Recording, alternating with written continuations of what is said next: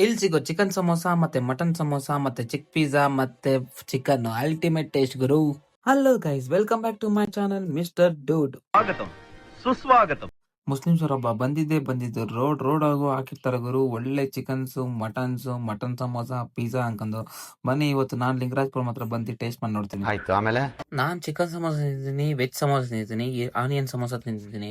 But ಇದ್ಯಾವ್ದೋ ಹೊಸ್ದಾಗಿ mutton samosa ಅಂದ್ರು. Size ನೋಡಕ್ ಚಿಕ್ಕದಾಗಿತ್ತು. ಬನ್ನಿ ಟೇಸ್ಟ್ ಮಾಡೇ ಬಿಡೋಣ ಅಂತ ಒಂದು ಮಟನ್ ಸಮೋಸ ತಗೊಂಡ್ ತಿಂತೆ. ಟೇಸ್ಟ್ ಅಂತೂ ನನ್ಗೆ ಯಾಕೋ ಓಕೆ ಅನಿಸ್ತಾ ಇದೆ. ಯಾಕೋ ಈ ಚಿಕ್ಕ ಪೀಸ್ ನೋಡಿದ ತಕ್ಷಣ ಅಟ್ರಾಕ್ಷನ್ ಆಗೋಯ್ತು. ಒಂದ್ ಪೀಸ್ಗಳು ಡಯಟ್ ಅನ್ನ ನೋಡ್ಕೊಂಡಂಗ ತಿನ್ಬಿಡೋಣ ಅನ್ಕೊಂಡು ನಾನು ತಗೊಂಡ್ಬಿಟ್ಟೆ. ಅವ್ನು ಬಿಸಿ ಮಾಡಿ ಕೊಟ್ಟಿದ ತಕ್ಷಣ ಎಮ್ಮಿ ಆಗಿದ್ದಲ್ಲ.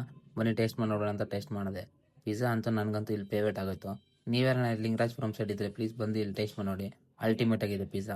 ಈ ಸಮೋಸ ಈ ಪಿಜ್ಜಾ ನಮ್ಗೆ ಯಾಕೆ ಗುರು ಮೇನ್ ಐಟಮ್ ನೋಡ್ಸು ಅಂದ್ರೆ ಅದಕ್ಕಾಗಿನೂ ಒಂದು ಚಿಕನ್ ತಗೊಂಡೆ. ಚಿಕನ್ ಅಂತೂ ಖಾರ ಆಗಿ ಸ್ಪೈಸಿ ಆಗಿ ಅಂತೂ ಮಸ್ತ್ ಆಗಿದೆ. ಯಾರು ಖಾರ ಇಷ್ಟ ಆಗುತ್ತೋ ಅವ್ರಂತೂ ಟೇಸ್ಟ್ ಮಾಡಿ. ಖಾರ ಯಾರಿಗೆ ಇಷ್ಟ ಆಗಲ್ವೋ ಅವರಂತೂ ಟೇಸ್ಟ್ ಮಾಡಕ್ ಹೋಗ್ಬಿಡಿ, ಯಾಕಂದ್ರೆ ತುಂಬಾ ಖಾರವಾಗಿತ್ತು. ನನಗಂತೂ ಸ್ವಲ್ಪ ಇಷ್ಟ ಆಯ್ತು. ನಿಮ್ಗೆ ಯಾರನ್ನ ಈ ಸೈಡ್ ಇದ್ರೆ ಬಂದು ತಿಂದ್ಬಿಟ್ಟು ಕಮೆಂಟ್ ಮಾಡಿ ಹೇಗಿದೆ ಏನ್ ಕತೆ ಅನ್ಕೊಂಡು. ಓಕೆ ಫ್ರೆಂಡ್ಸ್, ಇಷ್ಟ ಆಗಿತ್ತು ನಾನು ಈವ್ನಿಂಗ್ ಸ್ನಾಕ್ಸ್. ನೀವ್ಯಾರನ್ನ ಈ ಸೈಡ್ ಇದ್ರೆ ಪ್ಲೀಸ್ ಬಂದು ತಿಂದು ಕಮೆಂಟ್ ಮಾಡಿ ಅಷ್ಟೇ. ಓಕೆ ಫ್ರೆಂಡ್ಸ್, ಇದೇ ತರ ವಿಡಿಯೋಗಾಗಿ ಲೈಕ್ ಮಾಡಿ, ಶೇರ್ ಮಾಡಿ, ಸಬ್ಸ್ಕ್ರೈಬ್ ಮಾಡಿ. ಇಂತಿ ನಿಮ್ಮ ಪ್ರೀತಿಯ ಮಿಸ್ಟರ್ ಡೂಡ್.